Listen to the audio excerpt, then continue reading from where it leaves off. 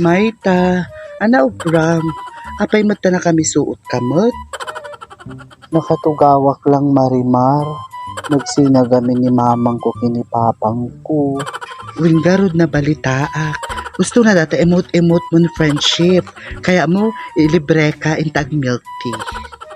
Madit kaya Marimar, si Kalatan. Maita, tanggapon mo, nahaan na kay nga pinili ni papang mo. Hindi ko matanggap Marimar. Hamo kami nga maawatan ta. Hamo nga napadasan.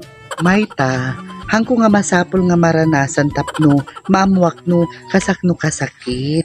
Siyak tupay ni papang ko na tayon, di mas nasaksakit ka dyan, Maita. At least ni papang mo na tay Marimar. Among tinapanan na. No kayat mo, patayon talata ni papang mo, tapno same ta, Maita. Puro kamot biro Marimar. Kalawan naklatan. Hang kamot nga makatulong tinyak. Maita, maawatak mo data pinagdaraanan. Hamo maawatan Marimar.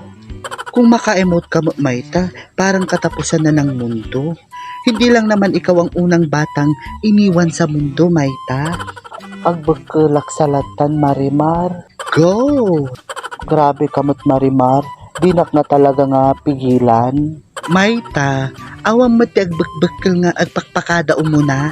Sa bagay yung tagarudlatan na agmilk tea.